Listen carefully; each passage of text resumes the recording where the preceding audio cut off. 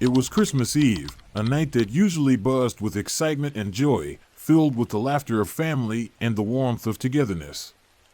Yet for me, it was merely another excuse to indulge in my selfish desires, a time to focus solely on what I could receive rather than what I could give. I remember standing outside my house, the cold air biting at my skin as I squabbled with my cousin Benny. The transformed spirit of the season meant little to me amidst the stacks of presents piled high around me. I wore my arrogance like a crown, thinking of nothing but the gleaming toys I had my eyes set on, envisioning how they would bring me endless happiness. "You're just a spoiled brat," Benny hurled at me, his eyes flashing with defiance and frustration. "You don't care about anything but yourself. What if you lost everything? Would you still be so happy?" His words cut through the air like a knife, but I brushed them aside as if they were nothing more than the wind. I scoffed, rolling my eyes at him. The way he spoke, you'd think he was some sort of wise sage, preaching about the virtues of selflessness and kindness. I felt the heat of anger bubble within me, a surge of irritation that was impossible to ignore. In a moment of reckless impulse, I pushed him away, watching as his expression changed from defiance to shock. For a split second, I sheathed myself in a fleeting moment of pity, but that moment disappeared quickly, overtaken by the rush of my rage. I shoved him again, and his stumbling body collided painfully with the sharp edge of the fence. I didn't even want to look back. That sickening feeling of dread coiled within me, a tight knot in my stomach, and instead of concern for my cousin, I felt only frustration boiling over. "Stop pretending to be the good one. You're weak," I spat out, my voice dripping with disdain, angry at myself for letting his words penetrate the bubble of my selfishness. In the ensuing chaos, I rushed into the house, my heart pounding fiercely, not from fear for him, but from the adrenaline surging through me, fueled by my aggression. I could practically hear my father's heavy footsteps rushing toward us, his shadow looming like a storm cloud ready to break. The mixture of outrage and worry exploded as he entered the room, his eyes wild with fear and fury. The disappointment in his voice was like a physical blow, shaking me to my core. "What did you do?" he bellowed, his words echoing in the silence. And with those words, my world began to tilt dangerously. I felt the ground drop away beneath me, as if I were standing at the edge of a cliff, moments from tumbling into the abyss. My father's anger struck me with the force of an icy wave, and it began to drown me in guilt that I could hardly comprehend. But even through my panic, I couldn't grasp the depth of my mistakes, nor the consequences of my actions. He yelled my name, but I barely sensed the sound. It was as if I were underwater, and the muffled world above had no meaning to me. That night, I found myself momentarily eclipsed by sorrow for Benny, who lay injured under the weight of my selfishness. My own reflection in the hallway mirror told me I was anything but a child concerned for others. I was drowning in my ego, refusing to admit how far I had fallen from any semblance of decency or compassion. As the night wore on, it turned murky and disorienting, a haze of confusion and regret clouding my thoughts. When I finally snapped back to reality, I was no longer in my house, but aboard a sinister-looking train that seemed to stretch into the darkness. I looked around and saw the children, their faces mirroring my own confusion and fear. The general atmosphere felt heavy and restless, as if we were all trapped in a dream from which there was no awakening, a nightmare that had taken form. The conductor appeared, an unnerving figure dressed in dimly lit attire, his presence sending chills down my spine. His eyes danced with a malice that made my skin crawl and my heart race. "Tickets, please," he demanded, a smirk highlighting his face that seemed more like a challenge than a request. I was terrified, my heart pounding in my chest, but all I could think about was getting away, possibly back to my home where the warmth of Christmas lights still twinkled through the window, a stark contrast to the cold reality of this train. A girl with a cold, trembling voice broke the silence. "Where are we? What is happening?" Tears glistened in her eyes. She was afraid, and we all were, yet we stood frozen in place, waiting for some miracle to dispel our fears and return us to the safety of our homes. "Ah, little ones," the conductor sneered, bitterness lacing his every word. "You've boarded the midnight train of redemption. This ride refracts your past and exposes the weight of your selfishness."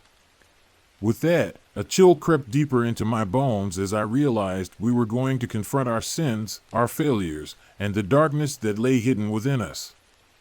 With each screech of the train, flashes of my life paraded before me, scenes of me reveling in my toys, watching my father's disappointment as I relentlessly pursued more, never caring for the feelings of those around me.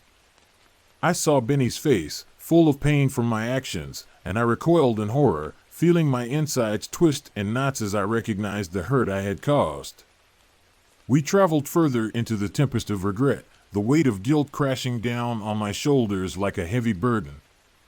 My knees trembled as the conductor revealed each tortured memory, each moment of selfishness laid bare before my eyes. "Are you enjoying this ride?" he hissed, his voice dripping with mockery. "Your journey leads only to darkness and uncertainty." The horror reached its peak when I noticed another child, a frail girl, isolated and trembling in the corner of the train car. Her vacant expression haunted me, but it was clear she was different from the rest of us. Unlike the other children, she wasn't here out of selfishness, but because she had already paid the price for her kindness by being constantly overlooked and ignored. It was as if I was peering into my own soul, seeing a projection of everything I was terrified of becoming, a reflection of my own potential for loneliness and despair. As the train rattled and plunged into deeper parts of shadow, I could hear the screeches of the conductor echoing in my ears, each laugh a reminder of my previous actions and choices. The reflection of darkness overwhelmed me, and I had once been so self-absorbed that I failed to see the beauty in others, the intricate tapestry of lives woven together that made the world brighter. Instead, I reveled in my isolation, wallowing in the mire of my desires, blind to the suffering I caused. In that moment of despair, something ignited within me. I couldn't let this girl share the same fate as me. Her kindness had been steadfast, and my actions had almost led to her demise. As the train hurtled through the depths of my darkness, I felt a compelling urge to protect her, to shield her from the horrors that haunted me, to ensure she didn't suffer as I had. When the conductor appeared once more, this time with a challenge, I felt the fire of resolve grow inside me, burning away my selfishness. "One can be redeemed if they sacrifice for another," he said, dark amusement simmering beneath his words, his gaze piercing into my very soul. With every ounce of courage I could muster, I stepped forward, determined to face the darkness and the consequences of my actions. "I'll protect her. I don't care what it costs," I declared, my voice steady despite the tremors of fear running through me, the weight of my decision pressing down like a heavy cloak. The conductor laughed, but in his eyes, I saw something shift, a flicker of respect that hadn't been there before. "Are you willing to suffer for another rather than yourself?" He extended his hand, beckoning me to step closer, and without hesitation, I reached out, ready to embrace whatever came next. As my fingers brushed against his, an electric shock coursed through me, shattering my self-centered shield and forcing me to confront the reality of my choices. The train lurched forward, and the world blurred around us, colors melding into a chaotic swirl. I felt the weight of desperation wash over the car as I moved closer to the girl, shielding her with my body, determined to protect her from the darkness that threatened to consume us both. In that instant of perceived sacrifice, I was overrun by emotions of selflessness, a powerful wave of clarity washing over me. I realized what it meant to truly care for another person, to transcend my own desires for a fleeting moment and invest in the joy of someone else's life, to give rather than take. The train began to dissipate, transforming the darkness into something lighter, vibrant colors cascading like ribbons of hope, illuminating the path ahead. I clutched the girl tightly, holding onto the shreds of courage that were stylistically pulling us from the abyss of remorse and regret, the darkness fading away as we emerged into the light. When I finally opened my eyes, I found myself back on the porch of my home, the holiday lights twinkling cheerfully in the distance, a warm glow that felt like a promise of renewal. The air felt fresh and clean, the bitter taste of regret fading with the horrific train ride. I turned to see Benny standing there, a questioning gaze plastered on his face. His eyes widened as he registered my presence, the worry mingling with a flicker of hope and relief. "I'm sorry, Benny," I whispered, my voice breaking with the weight of my experience. The burden of my past lingered like a shadow, transformed into insight and understanding. My heart clenched, but I knew it wasn't too late to make amends, to reach out and repair the damage I had caused. From that day forth, I tried to embrace kindness, seizing every opportunity to connect with others, to share rather than hoard, to uplift rather than tear down. I learned that the essence of humanity lies in our connections, and the true spirit of Christmas comes, not from receiving, but from giving, from the joy of seeing others smile. The midnight train may have started as a nightmarish reflection of my past, but it carved the path to my redemption, leading me to a new perspective on life. I shifted my focus away from myself, cherishing the laughter and love shared among friends and family, discovering that true happiness resides in the hearts we touch along the way. With every holiday season that followed, I committed to making each one brighter for those around me, spreading joy and warmth instead of selfishness and regret. My heart no longer felt heavy with sorrow, but sang with the joy of purpose, a melody of hope that would guide me through the years to come. All right, that's the end of today's story. Thank you for joining me on this thrilling journey through the shadows of life and death. If you enjoyed this story, don't forget to like, subscribe, and click the little bell to get more spine-chilling tales from Whisper of Horror. Remember, every soul has a story, and here, we give them a voice. See you next time. Stay curious, stay cautious, and keep whispering horror. It all began on an inconspicuous evening, a time that seemed ordinary, as I settled into my chair, scrolling mindlessly through the flickering light of my computer screen. The allure of the deep web had always piqued my curiosity, whispering promises of concealed knowledge and hidden truths. However, I had never in my wildest nightmares imagined the horrific reality that awaited me in that digital abyss. As I clicked on a link that boasted an exclusive glimpse into a hidden realm, my pulse quickened with an intoxicating mix of thrill and apprehension. I was blissfully unaware that I was about to step into a terrifying dimension where sanity frayed and the thin line between reality and nightmare shattered completely. At first, it seemed harmless, a forum populated by eccentric individuals sharing bizarre tales and snippets of forbidden knowledge that felt more like urban legends than reality. I felt a sense of exhilaration wash over me, like an intrepid explorer delving into uncharted territory, driven by a thirst for the shocking and unknown. However, that initial thrill quickly morphed into an insatiable hunger for more, a ravenous desire that pulled me down a vortex of darkness I ultimately couldn't escape. The excitement quickly turned into a fixation, leading me deeper and deeper into a treacherous maze. One fateful night, the winds of fate shifted dramatically when I received a chilling message from a user whose name was an unrecognizable jumble of letters and numbers. Intrigued yet wary, I opened it, my heart pounding as I was met with a cold and unsettling invitation. Join us for a live show. My heart raced with adrenaline. The thrill of adventure drowned out the rational voice inside my head, pleading with me to decline the invitation and walk away while I still could. But the darkness beckoned me, and before I knew it, I had clicked the link, plunging me abruptly into a world of horror I could never have prepared myself for. The screen flickered to life, revealing a dimly lit room filled with grotesque decorations and ominous shadows that seemed to dance mockingly. I felt my breath hitch involuntarily as I took in the horrifying scene unfolding before my very eyes. A group of people, monsters, in every sense of the word, surrounded a table where something that defied comprehension lay.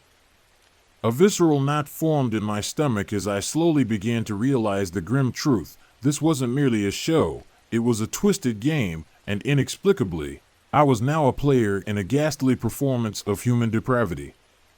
Not long after, I was captured, my personal data stripped from me with surgical precision, and I was unceremoniously thrust into their sinister world.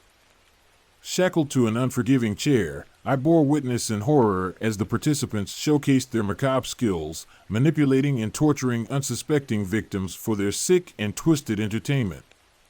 The camera zoomed in excessively on the grotesque acts, and I was forced to record every ghastly moment. Each click of the camera shutter felt like a branding upon my very soul, embedding a haunting sense of dread beneath my skin. The fear of being discovered gnawed at me endlessly, eroding my sanity like a relentless tide.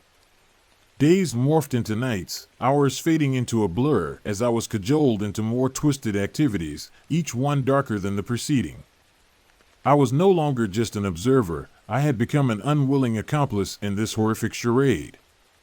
The torment they inflicted upon others danced before my eyes like a grotesque ballet, and with each act of violence and brutality, I felt my humanity slipping further and further away.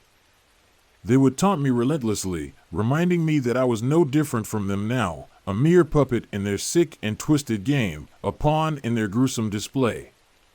But amid this dark and suffocating descent into despair, a flicker of resistance ignited within me, refusing to be extinguished. There were others like me, fellow captives, equally trapped and yearning for freedom from the nightmare that engulfed us. Through whispered conversations in the dark, we plotted our escape, gathering fragments of hope like shards of glass in our trembling hands. Despite the overwhelming dread and suffocating despair that hung in the air, we clung desperately to the belief that there was still a way out, a glimmer of light amid the encroaching darkness.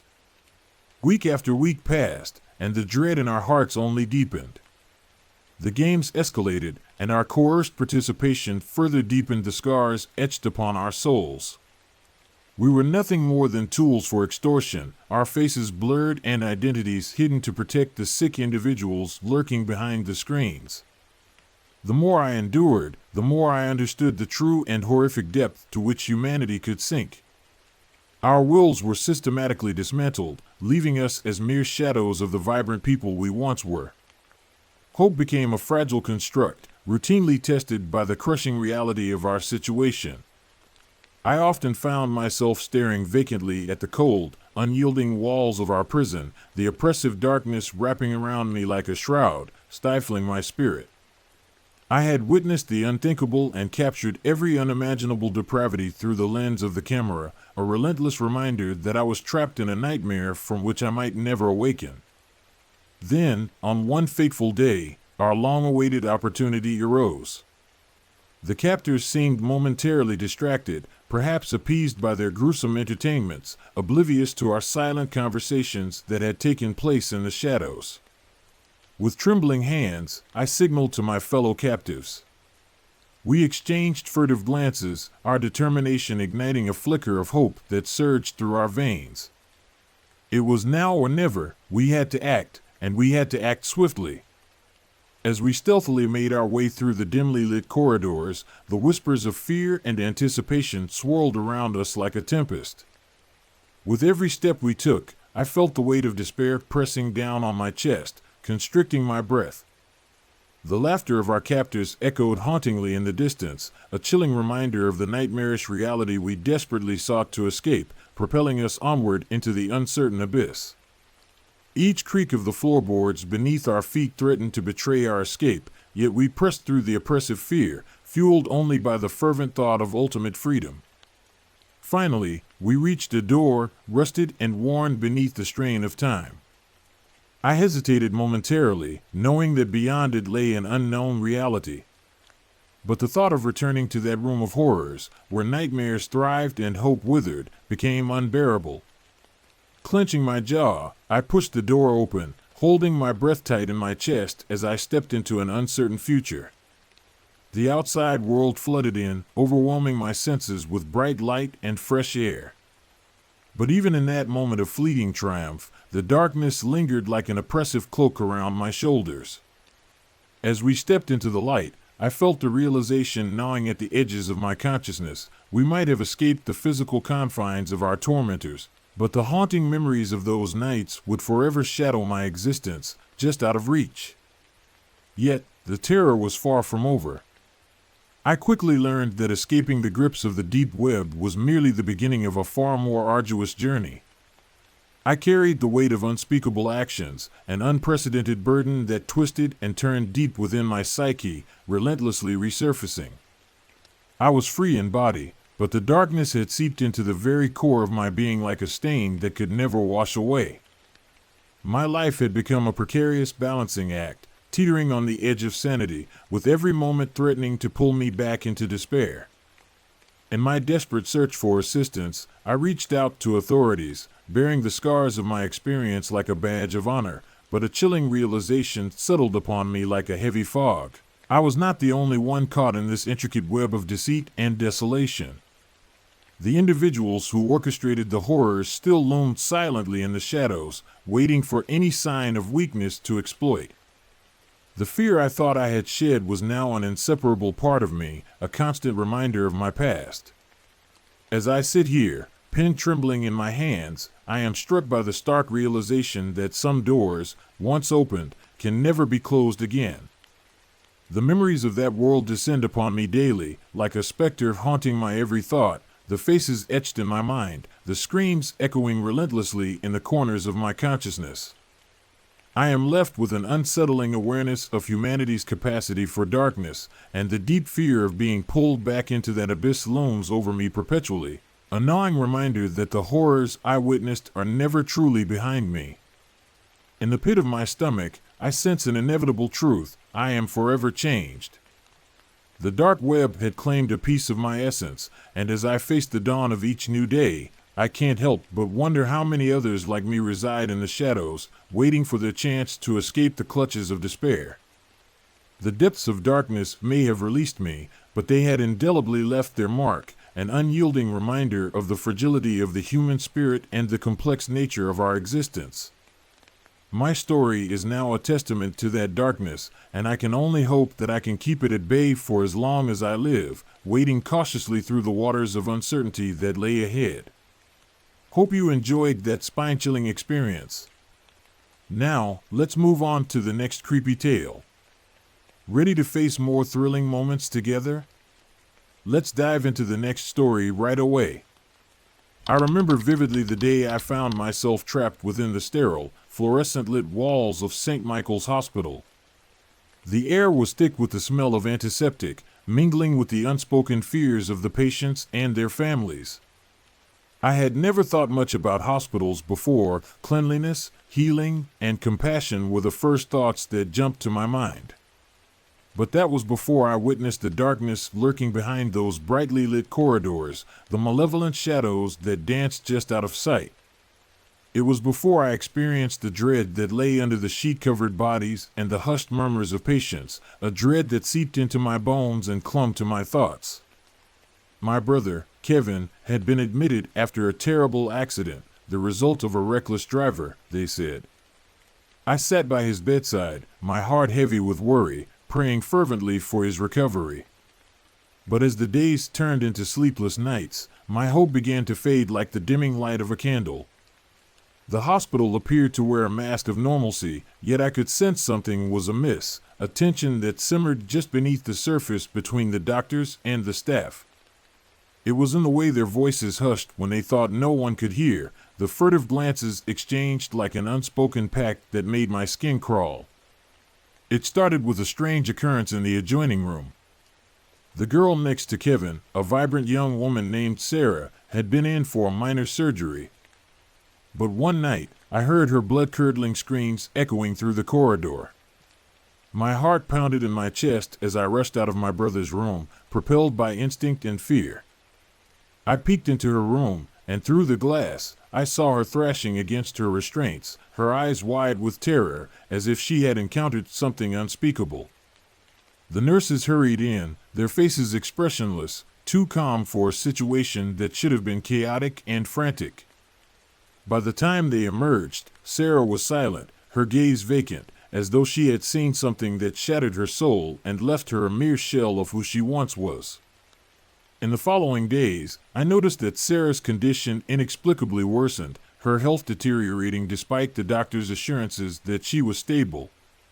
The nurses who had seemed so composed began to whisper among themselves, their conversations chilling to overhear.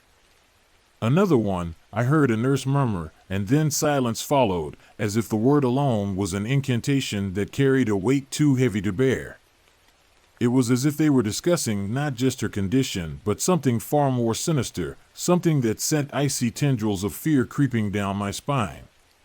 One evening, sitting alongside my brother, who remained unconscious, I struck up a conversation with a fellow patient, Tom, who was placed in the bed opposite me. Tom was a grizzled war veteran, full of stories of his service, but there was a shadow behind his eyes that told a different tale. He spoke of a cult, whispering ancient curses and summoning powers from the beyond. This place, he warned, is a breeding ground for something evil. I laughed it off at first, thinking his mind was clouded by the pain medication he was on. But as his tales continued to unfold, detailing rituals allegedly performed within the hospital's walls, a chill crept up my spine, and I found myself questioning the very fabric of reality around me. Tom claimed that patients were vanishing, spirits claimed by the very institution that was meant to heal them. One evening, he swore he heard chanting from the depths of the hospital's basement, a sound that felt as old as time itself, reverberating through the very air we breathed. The very thought made my stomach churn, yet I couldn't shake off the feeling that there was a kernel of truth buried deep within his words. My mind raced back to Sarah and the way she had screamed, a sound that echoed in my memory like a haunting refrain. The night my brother passed away, it was as if the air itself had conspired against us. I sat beside him, recounting our childhood memories, desperate for him to awaken, for a sign of recognition, anything to indicate he was still with me. I could feel the onset of despair when the monitors began to flatline, the blaring alarms signaling the end of hope. I was powerless, muted by shock, my heart shattering into a million pieces. After they moved his lifeless body, a dark shroud settled over me, burdening my heart with unbearable grief and a sense of loss that threatened to consume me whole. But that was not the end. My obsession with the sinister happenings in the hospital grew, and over the next few days, I began to investigate what lay beneath the surface of this facility. I heard hushed whispers from other patients, remnants of tales about the nurses that made my skin crawl. It was then I encountered Vanessa, a spirited girl who had been admitted for psychological evaluation. She too had felt the undercurrent of something amiss, sharing with me her story of a sinister connection between patients who had vanished and a covert organization hidden within the hospital. They preyed on the sick, she claimed, performing gruesome rituals in search of enlightenment, their motives shrouded in darkness. Driven by a desperate need for answers, Vanessa and I ventured into the basement one fateful night, ignoring the warning signs, propelled by sheer terror and curiosity. As we descended the stairs, the air grew colder, a haunting chill clutching at our hearts and making us shiver. Our flashlights flickered uncertainly, illuminating damp, peeling walls and flickering lights that seemed to dance in anticipation of our arrival. It was as if the very building was alive, breathing in sync with our fears. The basement was a labyrinth of abandoned rooms, long-forgotten equipment, and eerie silence that enveloped us like a thick fog. It felt as though we had crossed an invisible line into a realm where shadows thrived, where the light dared not tread. Then, the chanting began again, a low hum that vibrated through the air, wrapping around us like a serpent. We followed the sound, hearts racing, until we came upon a single door, ajar and beckoning us with a sinister allure that we could not resist. As we pushed it open, what lay inside was beyond comprehension, a macabre gathering of figures clothed in white, their faces obscured by masks, standing in a circle around a hospital bed draped in bloodied linens. They seemed to be performing a ritual, their voices weaving a tapestry of darkness that sent chills down my spine. Our presence was barely acknowledged, an afterthought in a world brimming with malice and malevolence. It was as if we had stumbled upon a secret that was never meant for our eyes. In the center of their unholy gathering lay a body, motionless yet eerily calm, as if already claimed by the darkness enveloping the room. I recognized her. It was Sarah, the girl who had screamed in the night. My heart thundered in my chest as I realized they had lured her into their grip, using her suffering as a conduit for their twisted machinations, a pawn in their dark game. Vanessa squeezed my hand, whispering urgently about the need to flee. We turned to escape, only to find the figures blocking our exit, their intentions as clear as the veil shrouding their faces. Terrified, we backed away, forcing ourselves to breathe as the walls closed in around us, our minds racing with thoughts of what could happen next. Suddenly, the lights flickered violently as chaos erupted around us. A heavy silence replaced the chant as the figures turned their attention toward us, their movements slow and deliberate. Panic seized our hearts, and we sprinted, feeling the tendrils of shadow grasping at our heels as we dodged through the maze of rooms. The whispering voices became a cacophony, echoing our shared terror, promising a fate worse than death itself. We reached the top of the stairs and bolted toward the exit, adrenaline fueling our escape. My mind raced with thoughts of what we had witnessed, a nightmare tangled with the realization of the reality that gnawed at the edges of my sanity. We burst into the hospital's hallway, panting and drenched in fear, yet the true horror awaited us just beyond the threshold. The nurses smiled at us as we stumbled past, their expressions unnervingly serene, as though they hadn't just been part of the most sinister chain of events I had ever experienced. The familiarity in their faces twisted the knife deeper, their intentions veiled behind innocent appearances that masked the darkness I could hardly comprehend. Tom's warnings echoed in my mind, and I began connecting the dots. Every patient in that hospital was at the mercy of a dark force. The true purpose of St. Michael's Hospital laid bare beneath the facade of healing that had once comforted me. In the days that followed, the chaos of that night faded into a haunting memory. Vanessa had gone missing, her absence marking the beginning of another cycle of risks that I could not bear to acknowledge. I realized then that I was not merely a witness to a horror story, I was part of it, caught in a web of darkness that I could not escape. I became consumed by the depths of human wickedness, a prisoner within the very walls that once promised salvation and safety. As the sun continued its relentless march across the sky, I knew I could never trust the hospital again, nor the individuals who dwelled within it. I became a silent participant in the ongoing nightmare, trapped in a place that thrived on despair and suffering. St. Michael's Hospital transformed in my eyes, a labyrinth of horrors wherein humanity's darkest secrets lay hidden in plain sight, waiting to ensnare the next unsuspecting soul. For those who read this, take heed of the shadows lurking in the corners of seemingly sacred spaces. You may think you are entering to seek healing, but sometimes the true ailment lies not within your body, but within the heart of the institution itself. The real demons are invisible, sometimes hiding behind the faces of those who are the last to expect. In the end, it is a lack of humanity that is far more terrifying than any ghost or nightmare you could imagine, a chilling truth that lingers long after the lights go out. Hope you enjoyed that spine-chilling experience. Now, let's move on to the next creepy tale. Ready to face more thrilling moments together? Let's dive into the next story right away. I never imagined that working at a gas station could be anything more than a mundane job, a mere stopgap in my life. I thought it would be a simple way to make ends meet while I figured out my next steps. But as I settled into my role at the remote gas station on the outskirts of town, I quickly learned that this place was anything but ordinary.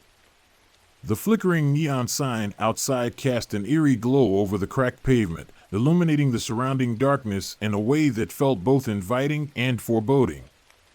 The rusted pumps seemed to whisper secrets of the past, tales of travelers who had come and gone, each with their own story. I thought I was simply filling tanks and ringing up snacks, but what I found was a world brimming with strange stories and unsettling events that would change my perception of reality forever. My boss, Milton, was an enigmatic figure, a man whose very presence seemed to hold the weight of countless stories. He had a weathered face that spoke of years spent in the sun, and his eyes sparkled with a mix of mischief and wisdom, as if he were privy to secrets that the rest of us could only dream of. One rainy evening, as I was closing up the shop, he handed me a tattered notebook that looked like it had seen better days. "Take this," he said, his voice low and serious, carrying an air of urgency. "It'll help you understand the place." I flipped through its pages, filled with cryptic notes and odd instructions that seemed to jump off the page. There were warnings about certain customers, strange occurrences, and advice for dealing with the unexpected that sent shivers down my spine. At first, I thought it was just a quirky collection of thoughts from a man who had seen too much in his time. It seemed like the ramblings of an eccentric, a way for him to cope with the oddities of this job. But as the nights wore on, the notebook became my lifeline, a guide to navigating the strange reality that surrounded me. It documented everything from how to handle a customer who seemed a little too interested in the back room to tips on what to do if the lights flickered at midnight.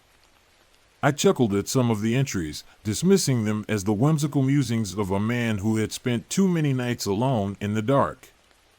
But deep down, I felt a chill run down my spine, a sense of foreboding that I couldn't shake. As the sun dipped below the horizon, the gas station transformed into something almost otherworldly. The once familiar sounds of the day faded into an unsettling silence, broken only by the occasional rustle of leaves or the distant howl of the wind. The shadows stretched and danced, and I would often find myself staring out into the darkness, wondering what lay beyond the reach of the dim lights. The first time I noticed something was off was when a customer came in one night, drenched from the rain and shivering uncontrollably, his clothes clinging to him like a second skin. He approached the counter, his eyes wide with fear, and I could see the panic etched across his face. "You have to help me," he gasped, his voice trembling. "They're coming for me." I glanced around the gas station, half expecting to see someone lurking in the shadows, someone or something that could explain the terror in his eyes. "Who's coming?" I asked, trying to keep my voice steady, to sound more confident than I felt. He shook his head, his breath quickening as he struggled to find the words. "I don't know. They just want something." I looked at the notebook, remembering Milton's warnings about strange visitors and the dangers they could bring. I offered him a cup of coffee, hoping it would calm him down, give him a moment of respite. As he sipped, he suddenly froze, staring out the window with a look of horror. "They're here," he whispered, his voice barely audible. I turned to look, my heart racing as I felt a sense of dread wash over me. In the distance, I saw figures moving, their forms distorted by the rain and darkness, shadows that seemed to flicker and pulse. Panic surged through me as I realized the gravity of the situation. "You need to leave," I urged him, my voice rising in urgency, but he was already backing away, eyes wide with terror. Just as he turned to flee, the lights flickered violently, plunging the station into darkness. I fumbled for the flashlight, my hands shaking uncontrollably. When the lights came back on, the man was gone, leaving only a wet patch on the floor where he had stood, a haunting reminder of his presence. I felt a knot tighten in my stomach, a sense of loss and confusion settling in. Was it a trick of the light? Had I imagined the whole thing? I flipped through the notebook, searching for answers, but found only more questions that deepened my unease. The entries about the watchers and the lost made my skin crawl, and I tried to shake off the feeling of dread that clung to me like a shadow. The atmosphere of the gas station had shifted. It felt alive, as if it were watching me, waiting for something to happen, something that I could not control. The following nights brought more strange occurrences, each one more disturbing than the last. I began to notice patterns. Certain customers would arrive at odd hours, their faces obscured by shadows and fear.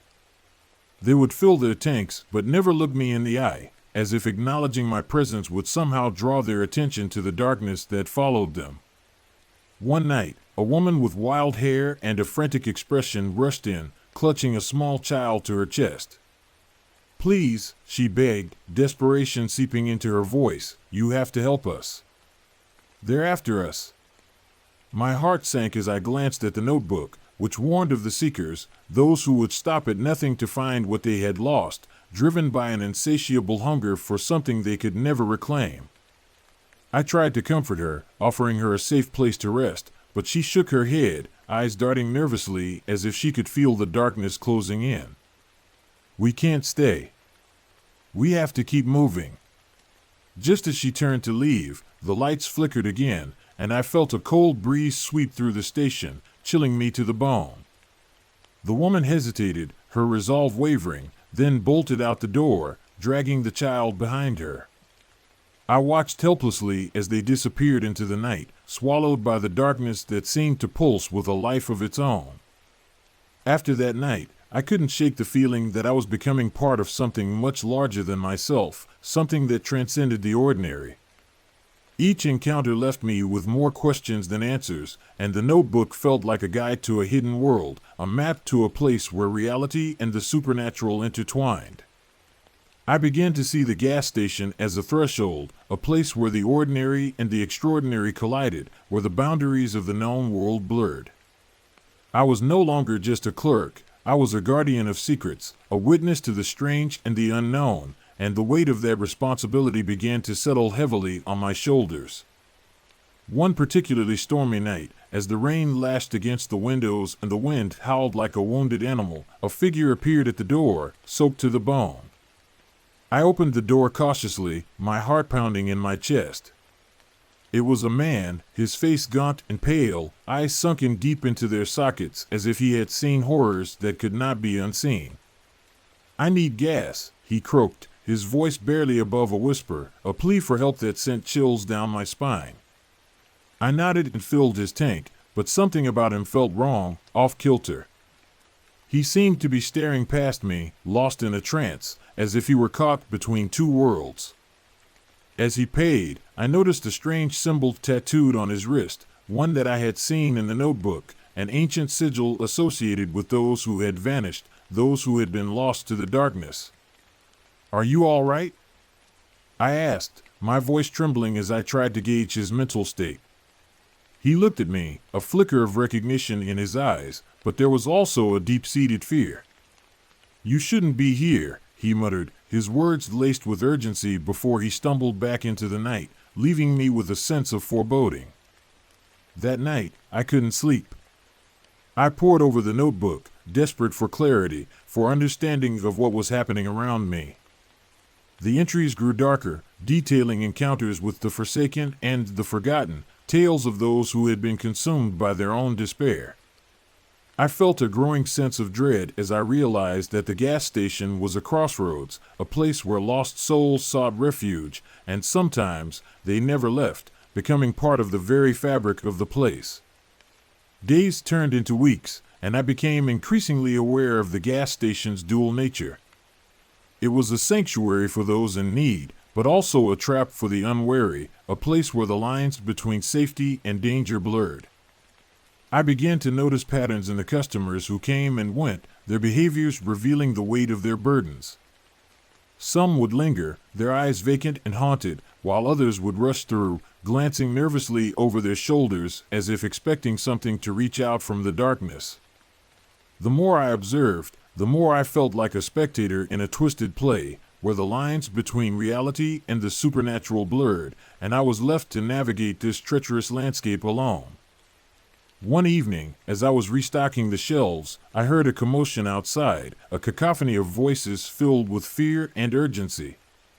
I rushed to the window and saw a group of people gathered around a car, their faces twisted in terror. I stepped outside, my heart racing as I tried to make sense of the scene unfolding before me. "What's going on?" I asked, my voice cutting through the chaos. A woman turned to me, her eyes wide with terror, and I could see the panic etched across her face. "There's something in the woods," she said, her voice trembling. "We saw it moving." A chill ran down my spine as I recalled the notebook's warnings about creatures that roamed the darkness, beings that thrived in fear and despair. I felt an overwhelming urge to protect the people gathered around me, to shield them from whatever horrors lurked just beyond the tree line. "Stay close," I instructed, trying to sound more confident than I felt, my heart pounding in my chest. We huddled together, scanning the tree line for any sign of movement, any indication that we were not alone. As the minutes stretched into an eternity, I felt the weight of responsibility settle on my shoulders. I was no longer just an employee. I was the guardian of this place, the one who had to keep the darkness at bay, to stand firm against the encroaching shadows. Just when I thought the night would pass without incident, a shape emerged from the shadows, a creature, tall and gaunt, with eyes that glowed like embers, piercing through the darkness.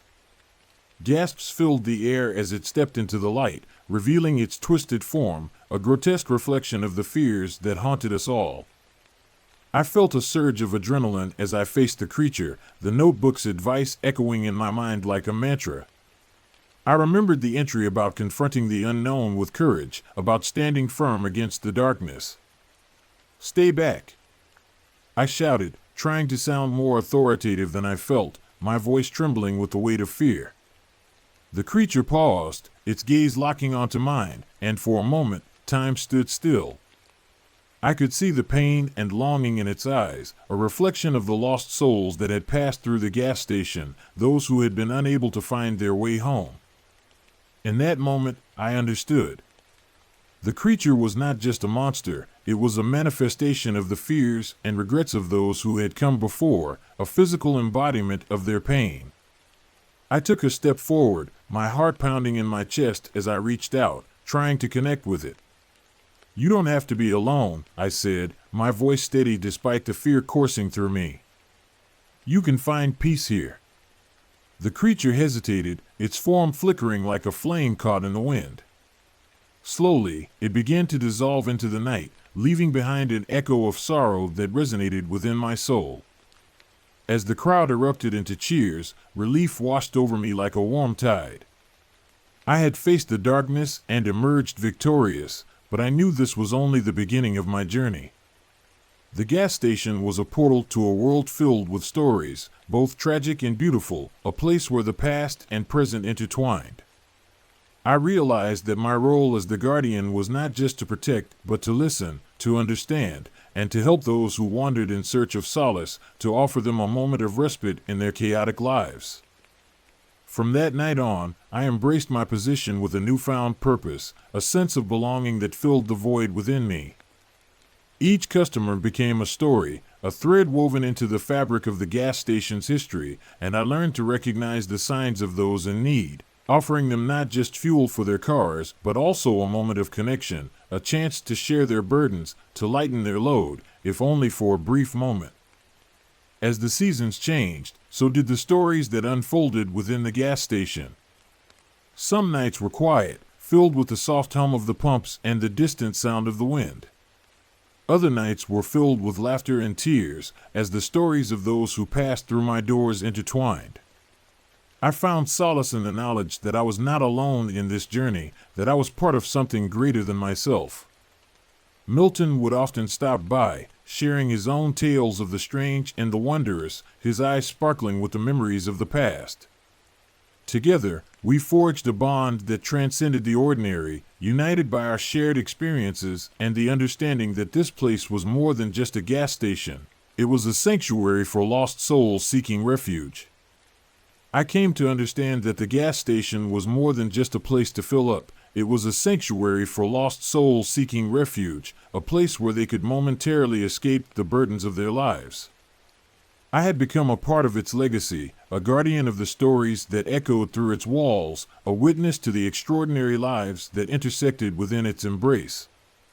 And as I stood at the counter, watching the world go by, I knew that I had found my place in this strange and beautiful tapestry of life, woven together by the shared experiences of those who had come before me. In the end, the gas station was not just a job, it was a calling, a purpose that resonated deep within my soul. I embraced my role with open arms, ready to face whatever mysteries the night would bring, to stand guard over the stories that unfolded within its walls. And as the neon sign flickered above, casting its glow over the cracked pavement, I smiled, knowing that I was exactly where I was meant to be, a guardian of the gas station, keeper of its secrets, and witness to the extraordinary stories that unfolded within its embrace, stories that would continue to shape my life in ways I could never have imagined. Hope you enjoyed that spine-chilling experience. Now, let's move on to the next creepy tale. Ready to face more thrilling moments together? Let's dive into the next story right away. I work in a bustling grocery store, a vibrant place that comes alive with the sound of carts rolling, the chatter of customers, and the cicada-like beeping of the checkout scanners echoing throughout the aisles. Each day, I carefully navigate the chaos of long lines filled with impatient shoppers, overflowing baskets brimming with an assortment of groceries, and the occasional meltdown of an irate shopper who seems to have lost all sense of patience. My boss, in all his wisdom and experience, has warned me to keep my head down during peak hours, advising me to avoid engaging in any conversations that could potentially slow down the mad rush of the checkout process. He seemed to possess an uncanny awareness that the grocery business operates on a delicate balance, one that could easily tip into madness if not handled with care and precision. Despite my earnest efforts to adapt to the frenzied pace that defined those busy hours, I often felt a creeping sense of unease lurking just beneath the surface. The regulars, who at first seemed harmless enough, each exhibited their own unique quirks that frequently clashed violently with the backdrop of my daily routine. There was Mr. Henderson, for instance, who would loudly debate the merits of organic apples while stubbornly trying to purchase the cheapest option available, his voice echoing with fervor throughout the store. Then there was Mrs. Ellis, who insisted on sharing her entire family history with me while I scanned her items, barely allowing me a word in edgewise. I tried diligently to manage my stress, counting down the minutes until my shift would finally come to an end, yet no matter how hard I tried, it never quite worked. The anxiety would just not leave me. As weeks turned into months, I began to hear whispers among my coworkers about the famed night shift, which, they claimed, was an entirely different world altogether. A strange sense of curiosity tugged at my insides, and despite my initial reservations and the sinking feeling in my gut, I volunteered to take on the night shifts. I figured that if I could handle the chaos of peak hour madness, surely I could manage the eerie stillness that enveloped the store after dark. Little did I know that my naive enthusiasm would soon fade into a harrowing lesson in terror that would haunt my thoughts long afterward. The first night shift arrived, and as the clock struck 10, I walked into the store, only to be greeted by an unsettling silence that enveloped me like a thick blanket. The flickering neon lights cast elongated shadows across the aisles, their hum resonating in a way that was both strangely comforting yet deeply disconcerting. My confidence began to waver as I stepped into my designated lane, realizing with dawning horror that the usual hustle and bustle had given way to an almost ominous calm. The checkout counters sat vacant, and the aisles appeared eerily deserted, each one stretching out into darkness as though hiding secrets just out of sight. My coworker, Larry, who had been assigned to this shift for years, flashed me a knowing smile as he meticulously stocked the shelves with an odd precision that made me uneasy. "Just stick to the rules," he said, his voice low and almost warningly conspiratorial. "We don't engage much with the night crowd." I nodded, my anxiety rising and bubbling just beneath my surface as I tried to mask it, swallowing hard as I settled into my role. The first few hours passed in relative quietude, punctuated only by the occasional sound of bags rustling as a customer stepped into the store. But as midnight approached, the atmosphere shifted dramatically. It began with a woman named Barbara, who appeared seemingly out of nowhere, her presence shattering the stillness that had temporarily settled over the store. I could hardly breathe as she approached my counter, her face obscured by a hood that cast unsettling shadows over her sharp features. When she finally looked up, I was met with a pair of dark, hollow eyes that seemed to suck in all traces of light surrounding them. Her face was unnaturally pale, the skin stretched tight over her bones, creating a haunting visage that made her appear almost otherworldly.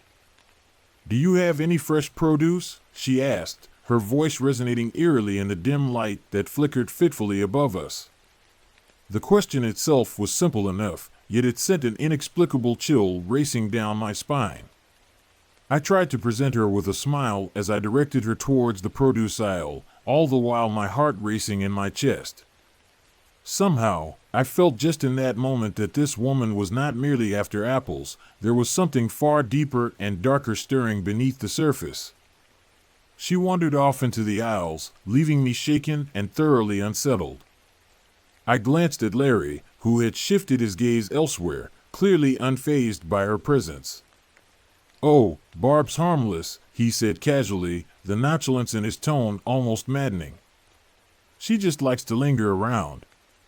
I could hardly believe his words. They did little to soothe the storm of unease brewing inside me. The minutes ticked by, growing heavier with each passing second, and it became increasingly difficult to shake off the dread that was coiling tightly around my chest. As if summoned by my earlier thoughts, Barbara returned, her cart now half filled with the fruits that I had just pointed out to her. I attempted to scan her items, but she seemed lost in her own world, staring blankly into the void as if she were searching for something just beyond my comprehension. My breaths came shallow now as I finished ringing her up, her eyes unblinking and fixated on me, almost as though she was daring me to ask another question. "Do you ever wonder about darkness?" she suddenly asked, her voice barely a whisper, as if the words themselves were afraid to fully emerge. My pulse quickened alarmingly, and I forced myself to nod, not trusting my ability to articulate a response. She began to speak of shadows, of places where lost souls wandered in a never-ending search for something they could never find. Her words twisted together until they morphed into an incoherent tapestry of fear and longing. All I could think about was the overwhelming desire to escape the checkout, but her gaze held me in its magnetic grasp, dragging me deeper into the abyss of her unsettling presence. It was only after she left the store, the door chiming shut behind her with an odd sense of finality, that I finally felt a wave of relief wash over me. Larry chuckled softly. "Told you she's harmless. Just keeps to herself." But despite his reassurances, I wasn't convinced. The encounter lingered at the back of my mind like a persistent shadow, weaving itself into the fabric of my night shift experience in ways that I could hardly define. As the night deepened, customers began to trickle in and out, each one more peculiar than the last, as if some cosmic force was at play.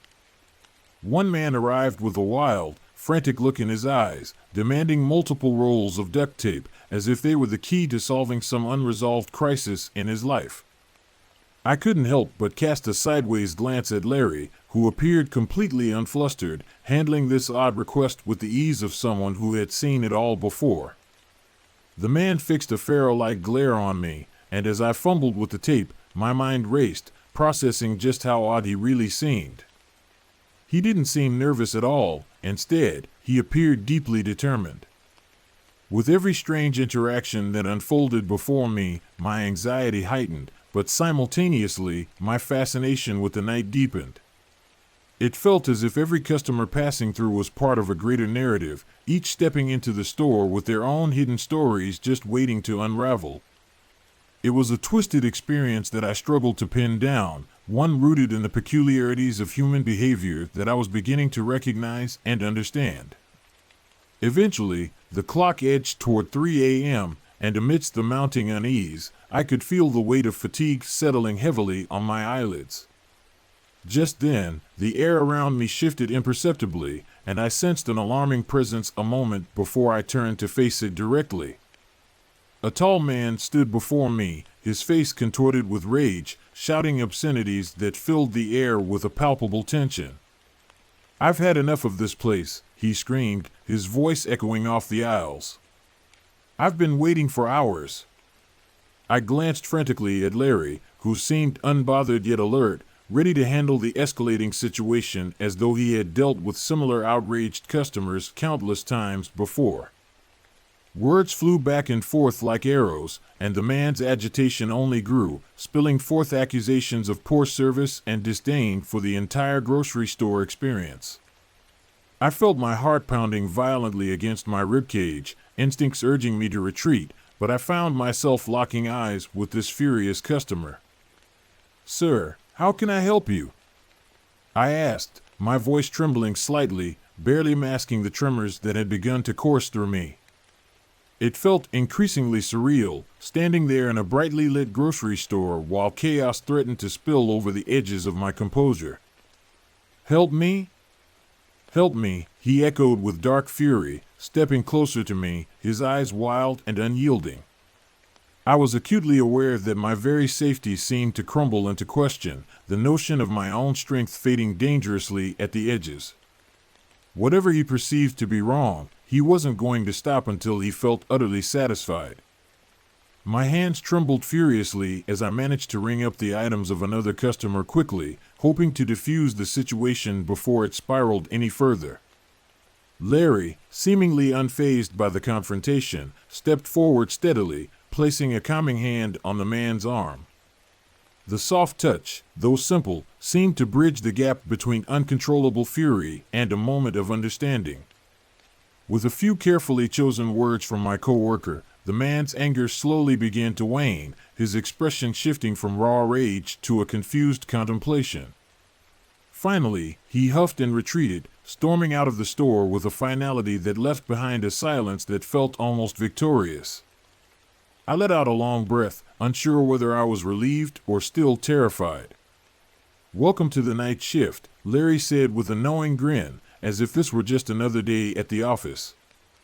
As the sun began to rise beyond the horizon, signaling the end of a harrowing night, my shift finally came to a close. I stepped outside, the cool morning air engulfing me as I drove home, feeling a strange mix of exhaustion and adrenaline coursing through my veins. The world outside seemed surreal and dreamlike, a stark contrast to the chaos and strangeness I had just left behind in the grocery store.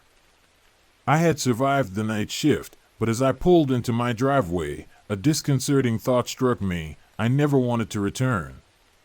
The peculiarities of the night, the strange faces, and the unsettling encounters lingered uncomfortably in my mind, reminding me that the grocery store had a life all its own, full of shadows and secrets just waiting to be discovered.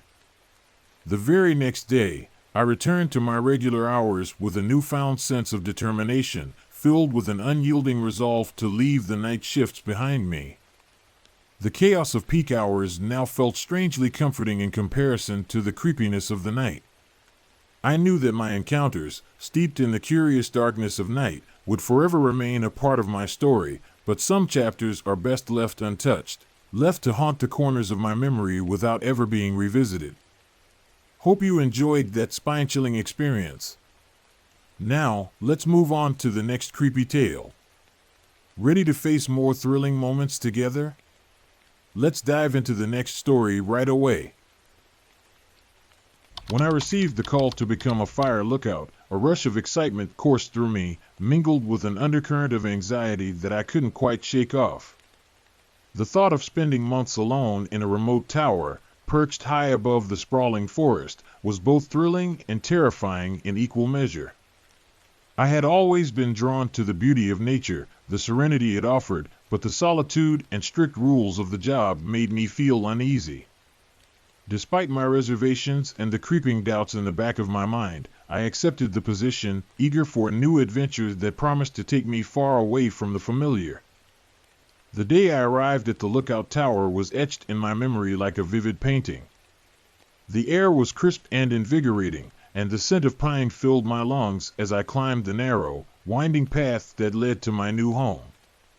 The tower loomed above me, a weathered structure standing sentinel over the vast, untamed wilderness. As I stepped inside, the wooden floor creaked beneath my weight, and I felt a strange sense of foreboding wash over me, as if the very walls of the tower held secrets waiting to be uncovered. It was as if I had entered a realm where time stood still, and I was both the observer and the observed. I quickly settled in, setting up my small living space with the essentials, a bed, a desk, and a telescope that would become my constant companion in solitude. The view from the tower was breathtaking, with endless stretches of green stretching to the horizon, a sea of trees that swayed gently in the wind. Yet, as I gazed out at the beauty surrounding me, I couldn't shake the feeling that I was being watched, as if the forest itself had eyes. The silence was deafening, broken only by the occasional rustle of leaves or the distant call of a bird, amplifying my sense of isolation. It wasn't long before I stumbled upon a peculiar list of rules pinned to the wall, each one more unsettling than the last. The rules were simple yet ominous. Do not leave the tower after dark. Do not engage with strangers. Always keep the radio on. Report any unusual sightings immediately. The more I read, the more I felt the weight of isolation pressing down on me like a heavy shroud. These rules were designed to protect me, to keep me safe from the dangers of the wilderness, but they also served to heighten my sense of confinement, reminding me that I was utterly alone in this vast expanse. Days turned into weeks, and I fell into a monotonous routine of scanning the horizon for smoke and monitoring the radio for updates on the weather and any potential fires. The solitude began to gnaw at my sanity, and I found myself talking to the trees, imagining their responses as if they could hear me. I missed human interaction, the sound of laughter, the warmth of companionship that felt so distant now. Yet, despite the loneliness, I was determined to fulfill my duty, to be the vigilant guardian of the forest, even if it meant sacrificing my own comfort. One evening, as the sun dipped below the treetops, painting the sky in hues of orange and pink, I noticed something unusual in the distance. A flicker of light danced among the trees, drawing my attention like a moth to a flame, and curiosity tugged at me with an irresistible pull. I remembered the rule about not leaving the tower after dark, but the allure of the unknown was too strong to resist. I grabbed my flashlight, my heart racing with a mix of fear and excitement, and made my way down the winding path, each step echoing in the stillness of the forest. As I approached the source of the light, I stumbled upon a clearing where a small campfire crackled merrily, casting a warm glow in the encroaching darkness. To my surprise, I found a stranger sitting by the fire, his face illuminated by the flickering flames. He looked up as I approached, his expression a mixture of surprise and relief, as if he had been waiting for me. "I thought I was the only one out here," he said, his voice warm and inviting, breaking the silence that had become so familiar to me. We exchanged stories, and I learned that he was a hiker who had lost his way in the dense woods. He spoke of the beauty of the forest, the thrill of adventure, and the importance of connection with others. For the first time in weeks, I felt a spark of joy ignite within me. We shared laughter and stories late into the night, the fire casting flickering shadows around us like playful spirits. But as the hours passed, an unsettling feeling crept into my mind, reminding me of the rules I had been so careful to follow. I remembered the warnings about engaging with strangers, and a chill ran down my spine, creeping into my thoughts like a dark cloud. As dawn broke, I realized with a jolt that I had stayed out far longer than I should have. I hurried back to the tower, my heart pounding in my chest, a sense of dread settling over me like a heavy blanket. I could almost hear the rules echoing in my mind. Do not engage with strangers. What if I had broken a rule that I couldn't undo? The thought gnawed at me, and I felt a tightening in my chest as I climbed the stairs to the lookout, my mind racing with anxiety and regret. The days that followed were a blur of anxiety and self-doubt. I kept replaying the encounter in my mind, questioning every detail. Had I imagined the warmth in the stranger's eyes? Was he truly lost, or was he a figment of my isolation, a mirage conjured by my desperate need for connection? I became hyper-aware of my surroundings, convinced that I was being watched by unseen eyes. The forest, once a sanctuary, now felt like a prison, its beauty tainted by the shadows of my fears. One night, as I lay in bed, unable to shake off the feeling of unease, I heard a strange noise outside the tower. It was a low whisper, like the rustling of leaves, but more deliberate, as if someone was trying to communicate with me. I sat up, my heart racing, and listened intently, straining to catch the source of the sound. The whisper grew louder, and I felt an overwhelming urge to investigate, to uncover the mystery that lay beyond my door. I grabbed my flashlight and crept down the stairs, the beam of light cutting through the oppressive darkness that surrounded me. As I stepped outside, I was met with an eerie silence that seemed to envelop me. The forest appeared to hold its breath, waiting for something to happen. I called out, "Hello? Is anyone there?"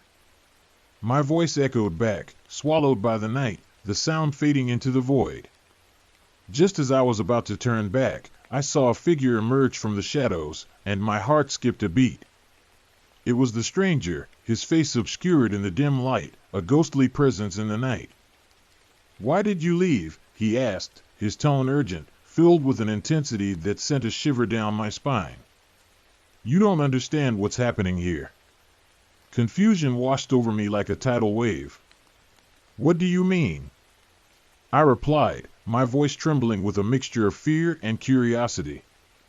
He stepped closer, and I could see the desperation in his eyes, a reflection of my own growing panic.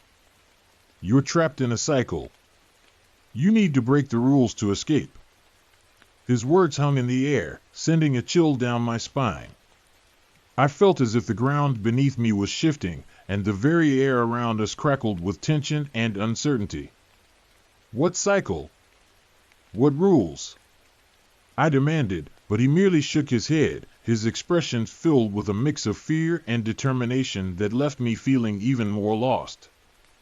Before I could ask more, he turned and disappeared into the trees, leaving me standing alone in the darkness, my heart racing with a mix of confusion and dread. The weight of his words lingered in my mind like a ghost, and I felt a growing sense of urgency. I had to understand what was happening, to confront the reality of my situation and the strange forces at play in this isolated wilderness. The following days were a blur of confusion and paranoia. I began to notice strange patterns in my daily routine. The same birds would appear at the same time each day, their songs echoing in the stillness, and the sun seemed to rise and set with an unnatural regularity that sent shivers down my spine. I started to question my own sanity. Was I truly trapped in a time loop, or was it all a figment of my imagination, a trick played by my mind in this desolate place? Determined to uncover the truth, I began to experiment with the rules that had governed my existence in the tower. I ventured out after dark, ignoring the warnings that had been drilled into me since my arrival. Each time I broke a rule, I felt a strange energy surge through me, as if the forest was reacting to my defiance, urging me to push further. But with each act of rebellion, I also felt a growing sense of dread creeping in, a nagging fear that perhaps the stranger was right. What if I was truly trapped in a cycle I couldn't escape? As the days turned into weeks, I found myself caught in a whirlwind of emotions. I felt exhilarated and terrified all at once, free yet imprisoned by the very rules I had sought to challenge. I continued to see the stranger in the forest, always just out of reach, as if he were a ghost haunting my every step, a reminder of the choices I had made. I tried to communicate with him, to understand the nature of the cycle and how to break free, but he always eluded me, slipping away like smoke in the wind. One fateful night, as I stood on the tower's balcony, gazing out at the sprawling darkness, I felt an overwhelming urge to confront the truth that had been gnawing at me. I realized that I needed to return to the heart of the experiment, to the very center of this strange reality that had ensnared me. I descended the tower for what felt like the final time, my heart pounding with determination and fear. As I made my way through the forest, I felt a sense of clarity wash over me, cutting through the fog of confusion that had clouded my mind. I was no longer afraid of what lay ahead. I was ready to face whatever challenges awaited me.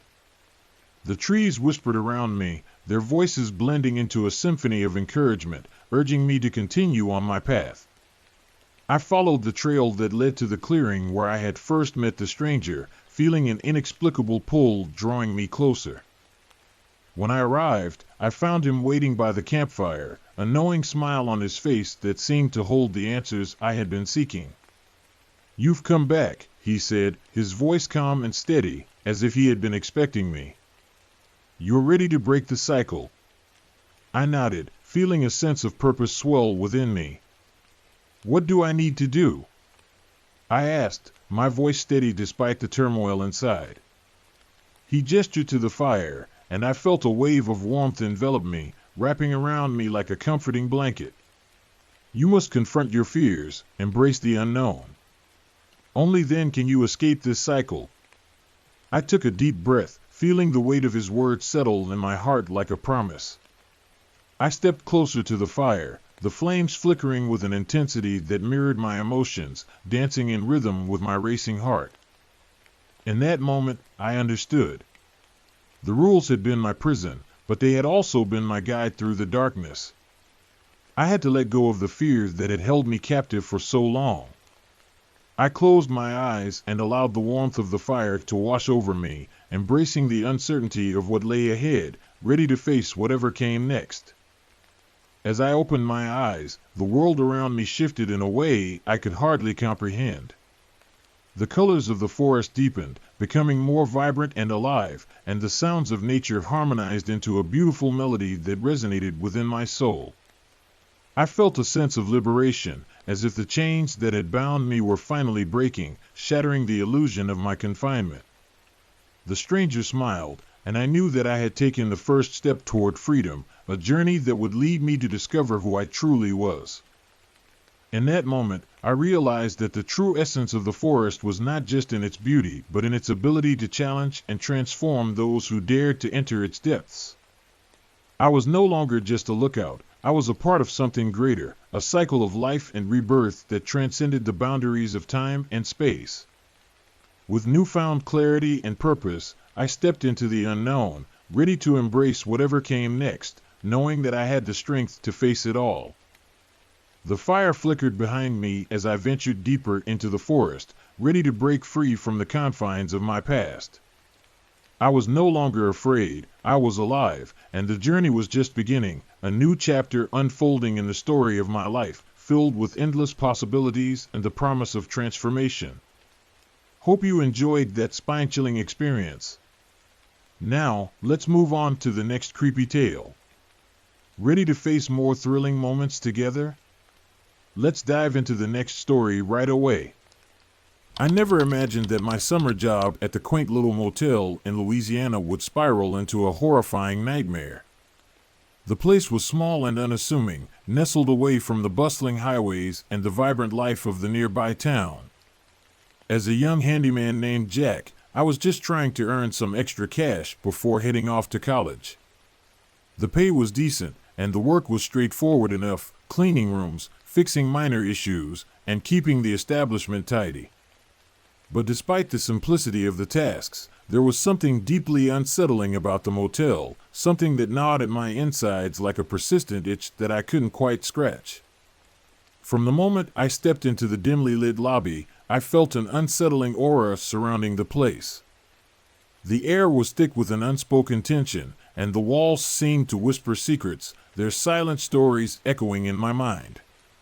The manager, a grizzled man named Wayne, was the strict enforcer of the motel's peculiar rules. He was a man of few words, but his presence commanded respect and instilled a sense of fear. The very first thing he told me was to never, under any circumstances, answer the phone for room 119. I chuckled at the absurdity of it, dismissing it as just a silly superstition.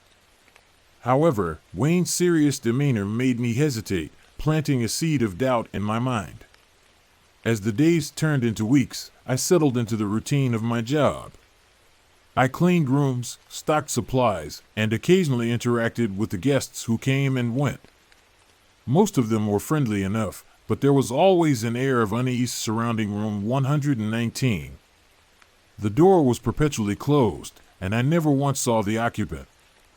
Wayne would often glance at it with a look of dread, as if it were a cursed object that should be avoided at all costs. The atmosphere around that room was thick with an unshakable sense of foreboding. One particularly eerie night, while I was taking out the trash, the phone rang. I glanced at the clock. It was past midnight, the witching hour when shadows seemed to stretch and twist. My heart raced as I recalled Wayne's warning. I hesitated, my hand hovering over the receiver, caught between fear and curiosity. The ringing continued, relentless and eerie, like the tolling of a death knell. Curiosity gnawed at me, urging me to pick up the phone despite the warning. I took a deep breath, steeling my nerves, and answered. "Hello?" I said, my voice barely above a whisper, trembling with uncertainty. "Help me." The voice on the other end was frantic, a woman's voice filled with desperation and terror. "Please, I'm trapped in room 119. My blood ran cold in my veins. I glanced at the door, the ominous number 119 staring back at me like a malevolent eye, a dark portal to something I couldn't comprehend. "Are you okay? What's happening?" I asked, my heart pounding in my chest like a drum. "I don't have much time. You have to get me out of here." "He's coming." The line went dead before I could respond, leaving me in a state of shock and disbelief, my mind racing with fear and confusion. I rushed to find Wayne, my heart pounding and my mind racing with questions. I found him in the break room, sipping a cup of coffee, the steam curling into the air like the ghosts of the past. He looked up, his expression shifting from annoyance to concern as I relayed the chilling call I had just received. "Did you answer it?" he asked, his voice low and urgent, a mixture of fear and anger in his tone. "I had to." She sounded like she was in real trouble. I insisted, my hands trembling uncontrollably. Wayne's face paled, the color draining from it as he realized the gravity of the situation. "You shouldn't have done that, Jack. Room 119 is off limits for a reason. We need to check on her, but we have to be careful." Together, we approached the door, a sense of dread enveloping us like a thick fog. I knocked, my heart racing in my chest. "Hello? Are you in there?" Silence hung heavy in the air, thick and suffocating. Wayne exchanged a worried glance with me before he took a deep breath, steeling himself, and turned the doorknob. The door creaked open, revealing a dark, empty room. The bed was unmade, the sheets twisted and rumpled, and the curtains fluttered slightly in the breeze, as if beckoning us to enter. But there was no sign of the woman, no indication that she had ever been there. "Where is she?" I asked, panic rising in my chest like a tidal wave. Wayne stepped inside, scanning the room with a look of grim determination. "I don't know, but we need to find her. This isn't right. Something is very wrong here." As we searched the room, I noticed something strange about the ice machine in the hallway. It was unusually loud, clattering and banging as if something were trapped inside, begging for release. I felt an inexplicable urge to investigate, a morbid curiosity drawing me closer. "Wayne, come look at this," I called, my voice shaking with a mix of fear and anticipation. We approached the ice machine, and I could see that the door was slightly ajar, the light from the hallway casting an eerie glow inside. Wayne hesitated, his face twisted in apprehension, a mixture of dread and caution. "We shouldn't." But I couldn't resist the pull of curiosity. I pulled the door open, and the sight that met my eyes was horrific. Inside, wedged among the ice cubes, was a bloodied hand, fingers contorted in a silent scream, a gruesome testament to the horror that had unfolded. I stumbled back, my heart racing as the realization hit me like a cold wave. "Oh my God! What happened? Is this her?" Wayne's face went pale as he stepped back, his eyes wide with terror, reflecting the horror of the moment. "We need to get out of here, now." We bolted down the hallway, adrenaline pumping through our veins like wildfire. The motel felt alive, the walls closing in around us, each shadow stretching toward us like grasping fingers. I could hear the distant sound of footsteps echoing behind us, a sinister presence that urged us to run faster, to escape the clutches of whatever dark force was at play. "Where do we go?" I gasped, my lungs burning with exertion. "The fire escape," Wayne shouted, leading me through the back door, urgency in his voice. We stumbled into the cool night air, but our escape felt far from over. The shadows seemed to stretch and twist around us, and I could feel the weight of the motel's secrets pressing down on us like a heavy shroud. We needed to destroy it, to rid ourselves of this nightmare once and for all. "Let's burn it down," I suggested, my voice trembling with fear and determination, the idea both terrifying and liberating. Wayne nodded, his face grim and resolute. "We'll need gasoline. It's the only way to ensure it's gone for good."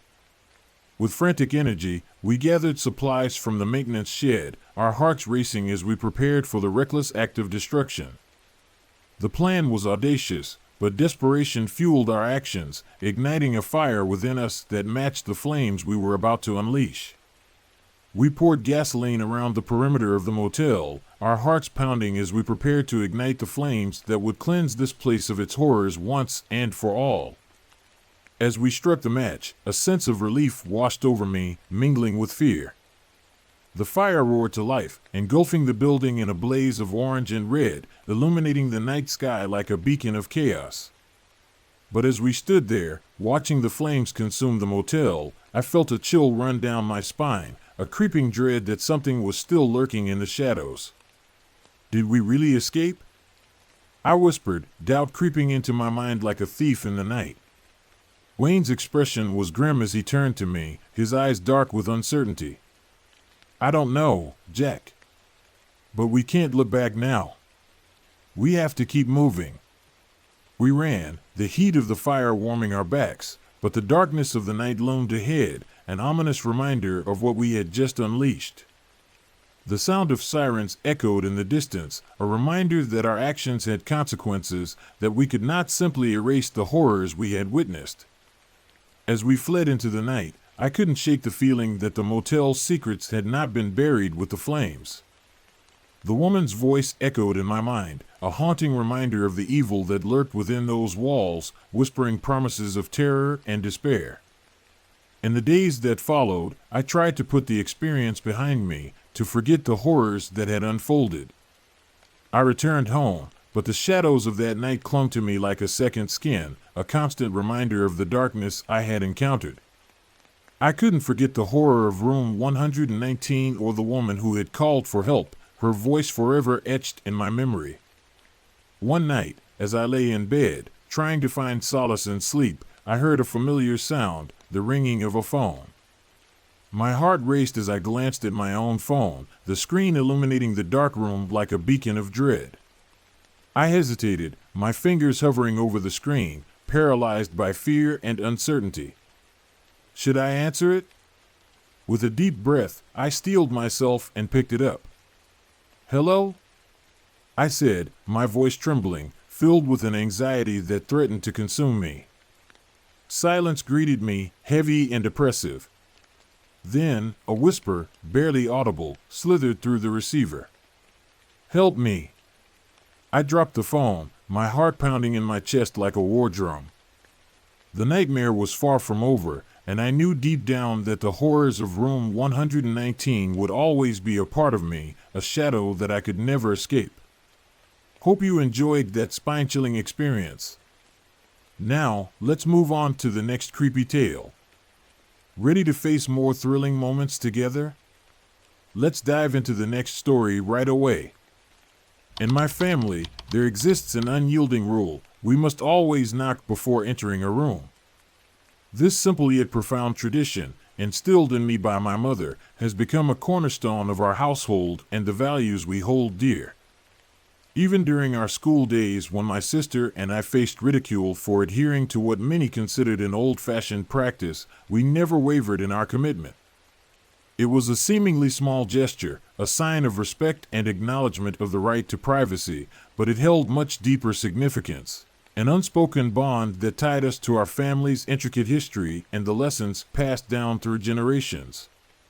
Years have passed since those childhood days filled with both laughter and disdain, and I now find myself in a different phase of life, married and raising a daughter of my own. My mother, ever the traditionalist, frequently urged me to perpetuate this custom with my own child. "It's important," she would say, her voice firm yet gentle, as if to impart wisdom that transcended time, to teach her the value of respect for others' spaces.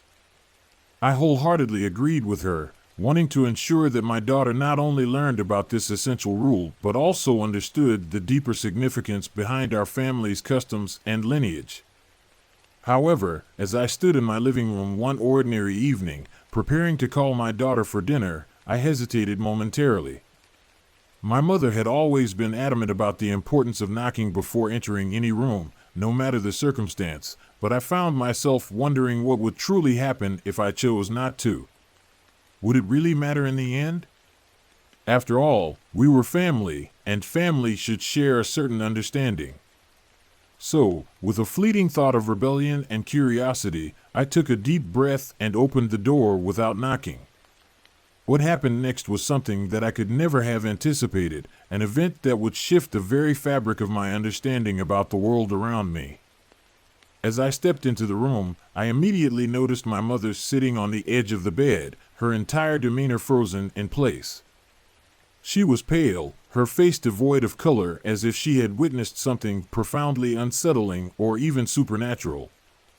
Her eyes were wide, filled with an inexplicable terror that left me momentarily speechless. "What are you doing?" she gasped, her voice trembling as if she were confronting something far beyond my perception. "I was just coming in, Mom." I stumbled over my words, trying to form a coherent sentence. "Don't you ever do that again," she interrupted urgently, her tone sharp and filled with an alarming sense of panic. "You must always knock. It's for your own safety." Taken aback and feeling somewhat confused, I tried to brush off her reaction as an overreaction, a moment of vulnerability perhaps. But as I looked into her eyes, I could see that something was deeply unsettling her, a fear that was almost palpable. I attempted to change the subject, hoping to steer the conversation towards lighter topics, but she remained distant, lost in her thoughts and fears, as if something ominous loomed just out of sight. That night, as I lay in bed, I couldn't shake the uneasy feeling that something was fundamentally off. My mother's warning echoed relentlessly in my mind as I tucked my daughter into bed, the heaviness of my mother's words resting heavily upon my chest. I resolved to confront her about it the very next day, hoping to unlock the source of her fear and concern. When I brought it up the following day, my mother's demeanor shifted significantly. She looked at me, and I could sense a mixture of sadness, worry, and resignation in her gaze, as if she were carrying a burden she could no longer hide or bear in silence. "There's a reason for the rule, dear," she began slowly, her voice low and heavy. "It's not just about privacy. It's about something much darker." I leaned in closer, my curiosity piqued, sensing the weight of her words. "What do you mean?"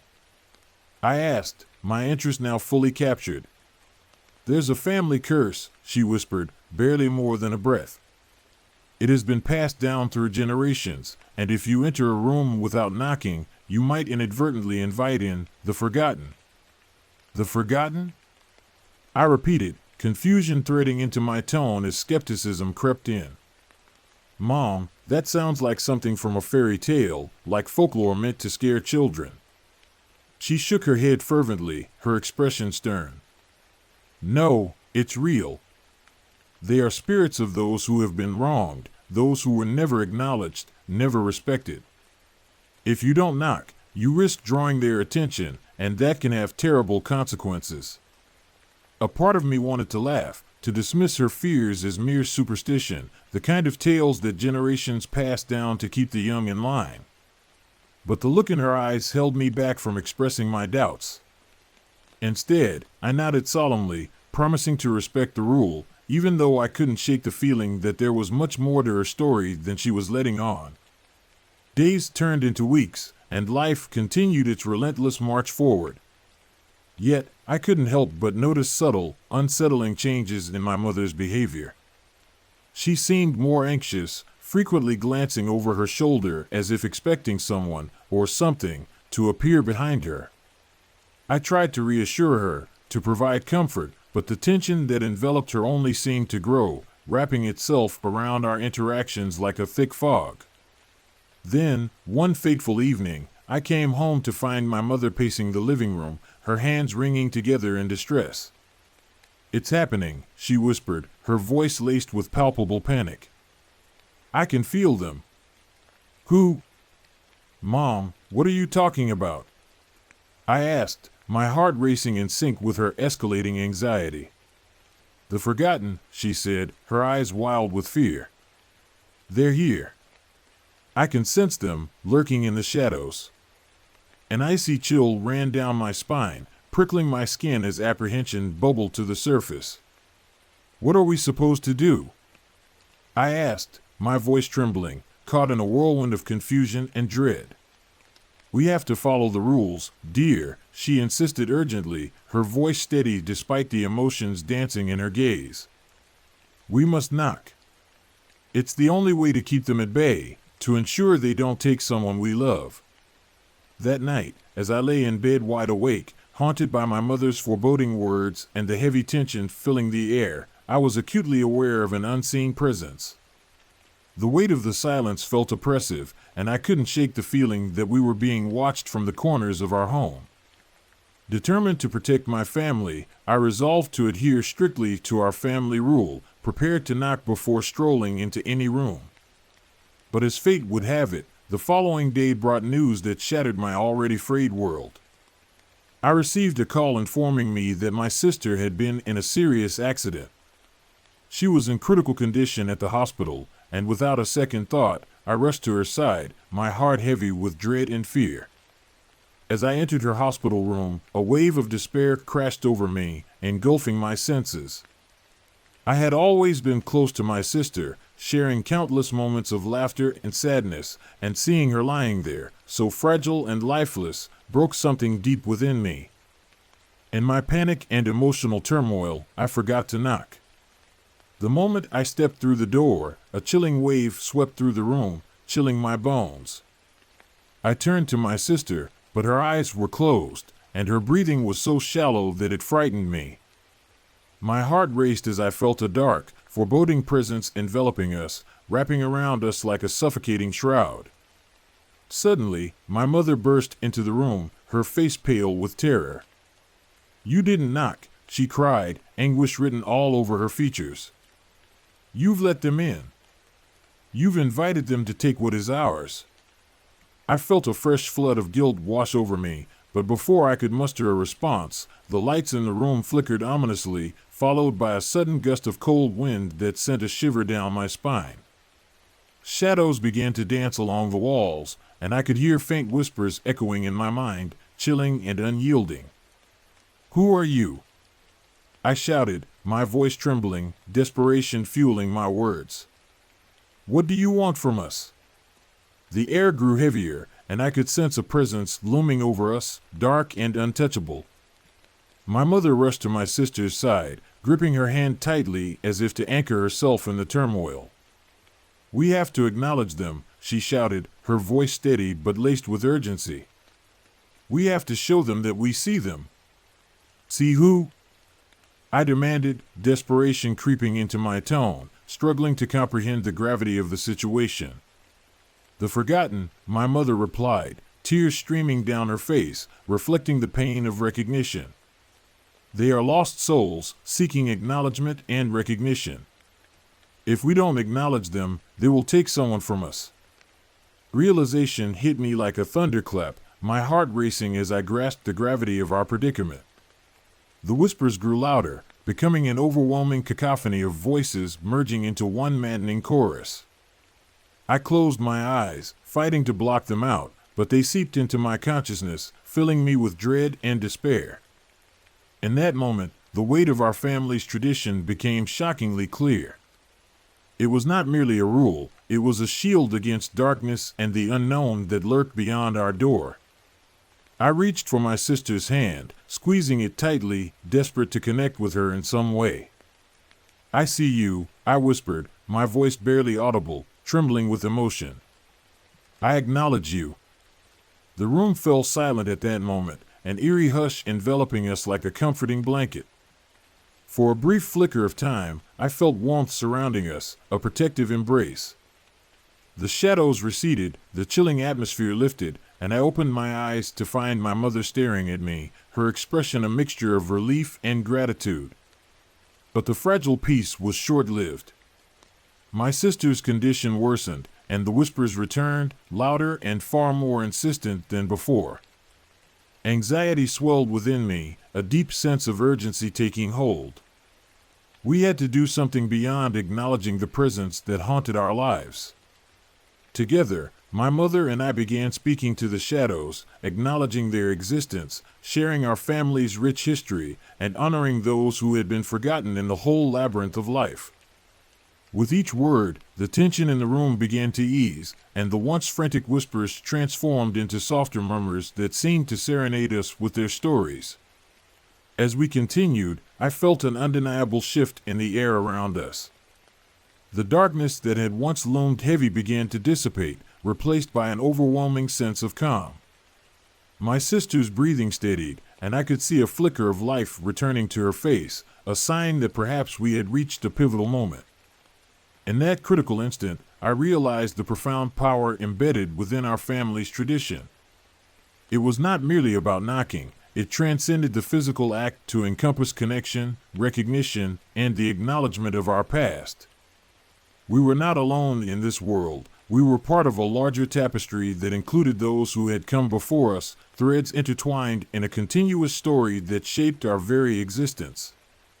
As the shadows gradually faded, I felt a renewed sense of hope filling the space where fear once resided. My sister would recover, I was convinced, and we would continue to honor our family's customs, the inherited wisdom drawing us closer. The curse that had once threatened to unravel our lives had ultimately transformed into a bond uniting us with our ancestors, those souls who had paved the way for us. From that day forward, I made it my mission to teach my daughter about the importance of knocking before entering a room.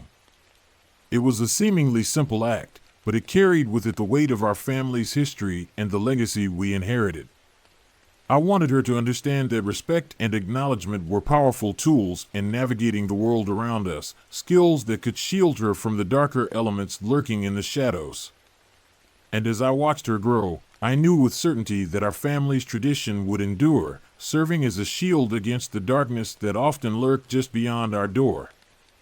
We would continue to honor the forgotten, acknowledging their presence and ensuring that they were never truly lost in the fading echoes of time.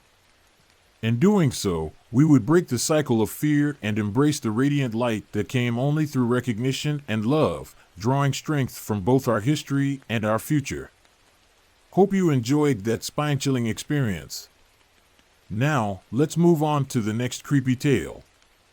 Ready to face more thrilling moments together? Let's dive into the next story right away.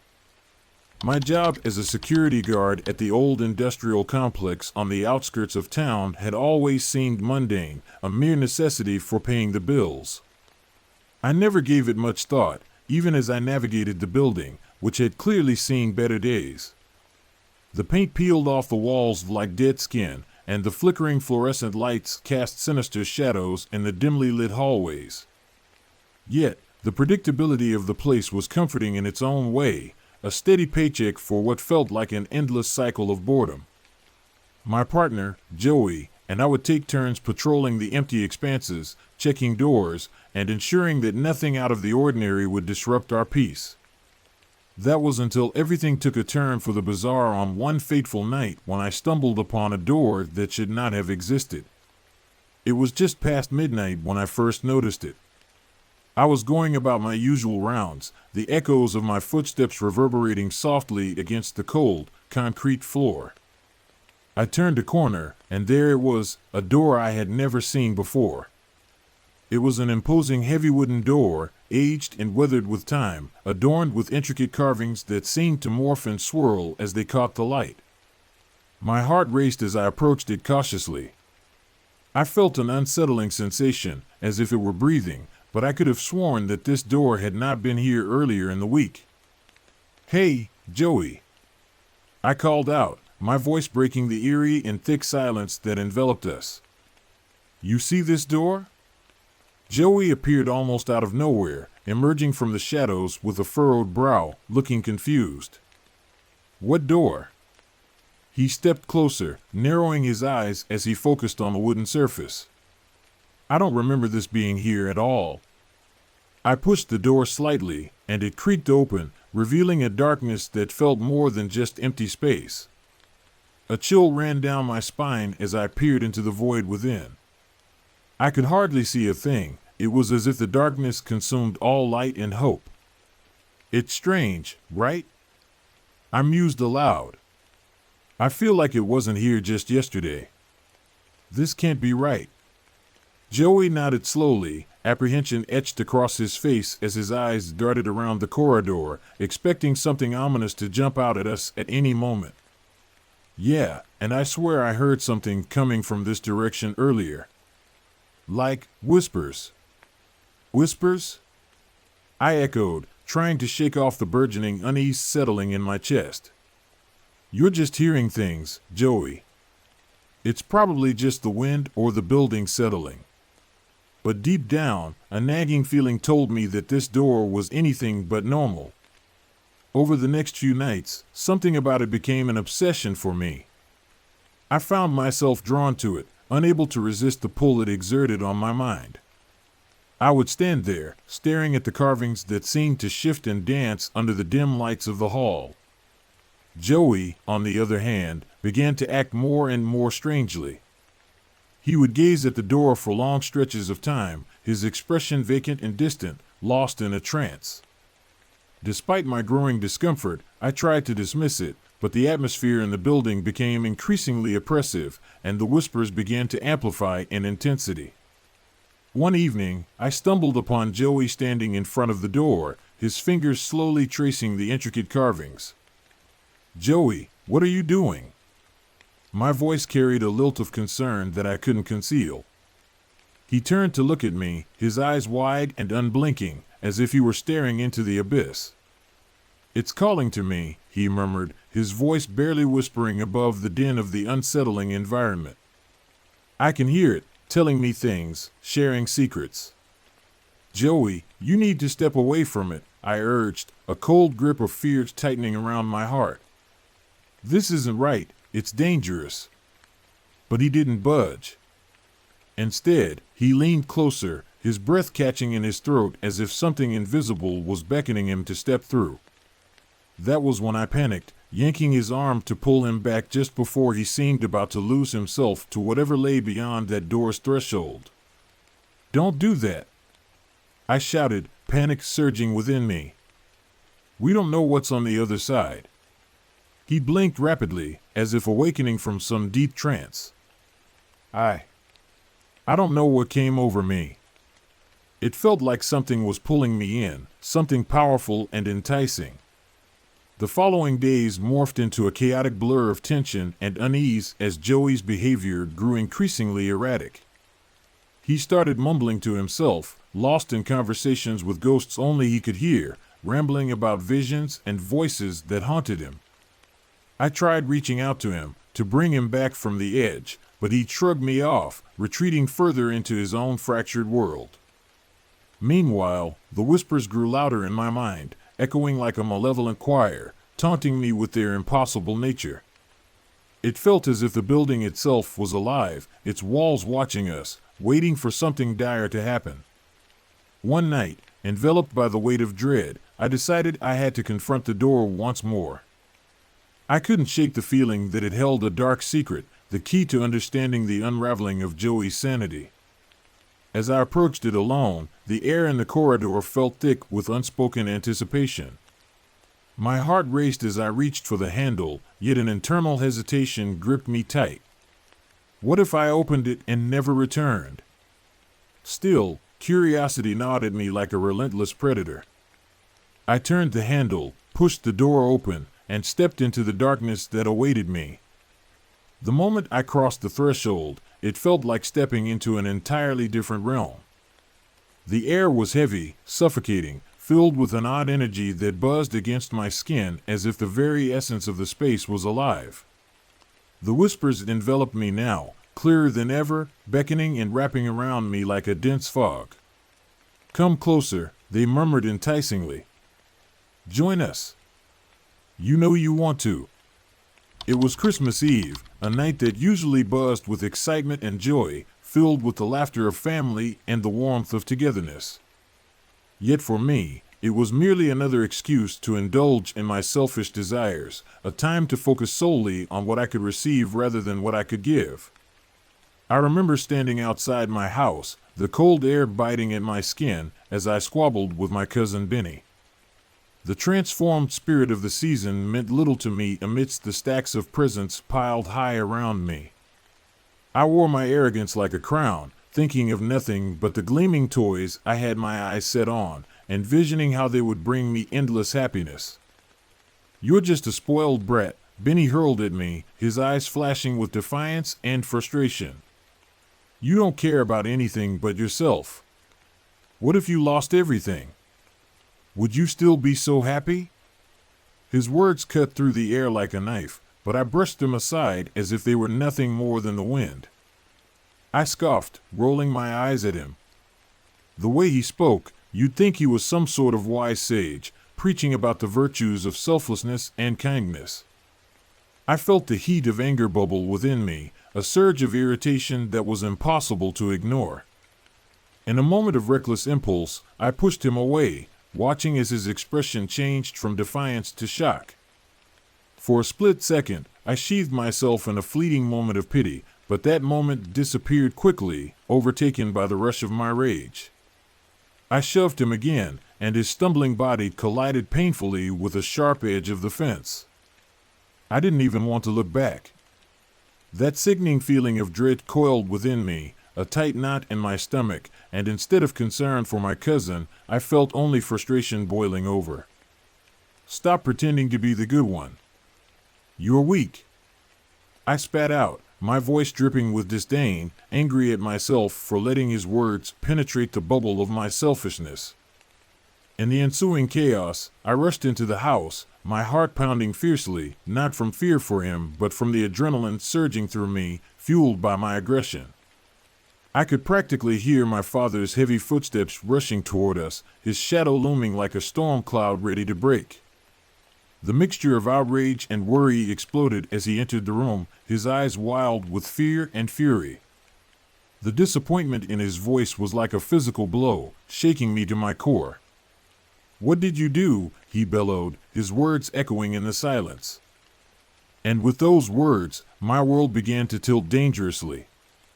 I felt the ground drop away beneath me, as if I were standing at the edge of a cliff, moments from tumbling into the abyss.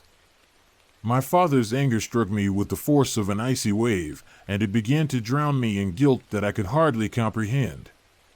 But even through my panic, I couldn't grasp the depth of my mistakes, nor the consequences of my actions. He yelled my name, but I barely sensed the sound. It was as if I were underwater, and the muffled world above had no meaning to me. That night, I found myself momentarily eclipsed by sorrow for Benny, who lay injured under the weight of my selfishness. My own reflection in the hallway mirror told me I was anything but a child concerned for others.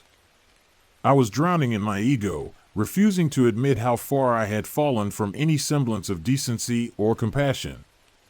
As the night wore on, it turned murky and disorienting, a haze of confusion and regret clouding my thoughts. When I finally snapped back to reality, I was no longer in my house, but aboard a sinister-looking train that seemed to stretch into the darkness. I looked around and saw the children, their faces mirroring my own confusion and fear. The general atmosphere felt heavy and restless, as if we were all trapped in a dream from which there was no awakening, a nightmare that had taken form. The conductor appeared, an unnerving figure dressed in dimly lit attire, his presence sending chills down my spine. His eyes danced with a malice that made my skin crawl and my heart race. "Tickets, please," he demanded, a smirk highlighting his face that seemed more like a challenge than a request. I was terrified, my heart pounding in my chest, but all I could think about was getting away, possibly back to my home where the warmth of Christmas lights still twinkled through the window, a stark contrast to the cold reality of this train. A girl with a cold, trembling voice broke the silence. "Where are we? What is happening?" Tears glistened in her eyes. She was afraid, and we all were, yet we stood frozen in place, waiting for some miracle to dispel our fears and return us to the safety of our homes.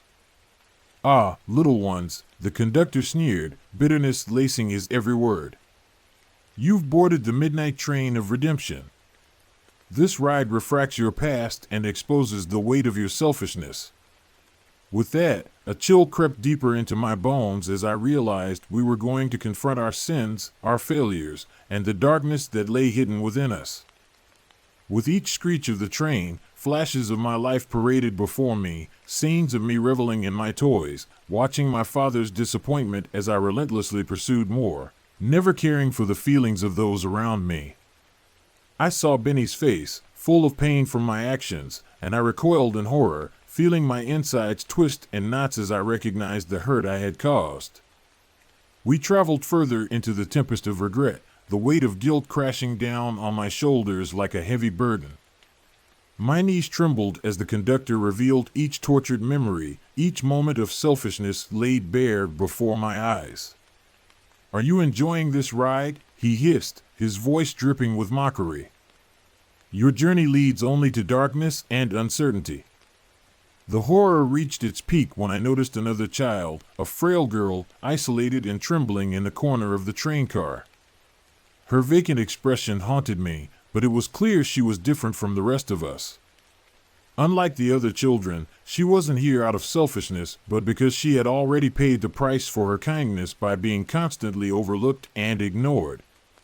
It was as if I was peering into my own soul, seeing a projection of everything I was terrified of becoming, a reflection of my own potential for loneliness and despair. As the train rattled and plunged into deeper parts of shadow, I could hear the screeches of the conductor echoing in my ears, each laugh a reminder of my previous actions and choices. The reflection of darkness overwhelmed me, and I had once been so self-absorbed that I failed to see the beauty in others, the intricate tapestry of lives woven together that made the world brighter. Instead, I reveled in my isolation, wallowing in the mire of my desires, blind to the suffering I caused. In that moment of despair, something ignited within me. I couldn't let this girl share the same fate as me. Her kindness had been steadfast, and my actions had almost led to her demise. As the train hurtled through the depths of my darkness, I felt a compelling urge to protect her, to shield her from the horrors that haunted me, to ensure she didn't suffer as I had. When the conductor appeared once more, this time with a challenge, I felt the fire of resolve grow inside me, burning away my selfishness. "One can be redeemed if they sacrifice for another," he said, dark amusement simmering beneath his words, his gaze piercing into my very soul. With every ounce of courage I could muster, I stepped forward, determined to face the darkness and the consequences of my actions. "I'll protect her. I don't care what it costs," I declared, my voice steady despite the tremors of fear running through me, the weight of my decision pressing down like a heavy cloak. The conductor laughed, but in his eyes, I saw something shift, a flicker of respect that hadn't been there before. "Are you willing to suffer for another rather than yourself?" He extended his hand, beckoning me to step closer, and without hesitation, I reached out, ready to embrace whatever came next. As my fingers brushed against his, an electric shock coursed through me, shattering my self-centered shield and forcing me to confront the reality of my choices. The train lurched forward, and the world blurred around us, colors melding into a chaotic swirl. I felt the weight of desperation wash over the car as I moved closer to the girl, shielding her with my body, determined to protect her from the darkness that threatened to consume us both. In that instant of perceived sacrifice, I was overrun by emotions of selflessness, a powerful wave of clarity washing over me. I realized what it meant to truly care for another person, to transcend my own desires for a fleeting moment and invest in the joy of someone else's life, to give rather than take. The train began to dissipate, transforming the darkness into something lighter, vibrant colors cascading like ribbons of hope, illuminating the path ahead. I clutched the girl tightly, holding onto the shreds of courage that were stylistically pulling us from the abyss of remorse and regret, the darkness fading away as we emerged into the light. When I finally opened my eyes, I found myself back on the porch of my home, the holiday lights twinkling cheerfully in the distance, a warm glow that felt like a promise of renewal. The air felt fresh and clean, the bitter taste of regret fading with the horrific train ride. I turned to see Benny standing there, a questioning gaze plastered on his face. His eyes widened as he registered my presence, the worry mingling with a flicker of hope and relief. "I'm sorry, Benny," I whispered, my voice breaking with the weight of my experience. The burden of my past lingered like a shadow, transformed into insight and understanding. My heart clenched, but I knew it wasn't too late to make amends, to reach out and repair the damage I had caused. From that day forth, I tried to embrace kindness, seizing every opportunity to connect with others, to share rather than hoard, to uplift rather than tear down. I learned that the essence of humanity lies in our connections, and the true spirit of Christmas comes, not from receiving, but from giving, from the joy of seeing others smile. The midnight train may have started as a nightmarish reflection of my past, but it carved the path to my redemption, leading me to a new perspective on life. I shifted my focus away from myself, cherishing the laughter and love shared among friends and family, discovering that true happiness resides in the hearts we touch along the way. With every holiday season that followed, I committed to making each one brighter for those around me, spreading joy and warmth instead of selfishness and regret. My heart no longer felt heavy with sorrow, but sang with the joy of purpose, a melody of hope that would guide me through the years to come. All right, that's the end of today's story. Thank you for joining me on this thrilling journey through the shadows of life and death. If you enjoyed this story, don't forget to like, subscribe, and click the little bell to get more spine-chilling tales from Whisper of Horror. Remember, every soul has a story, and here, we give them a voice. See you next time. Stay curious, stay cautious, and keep whispering horror.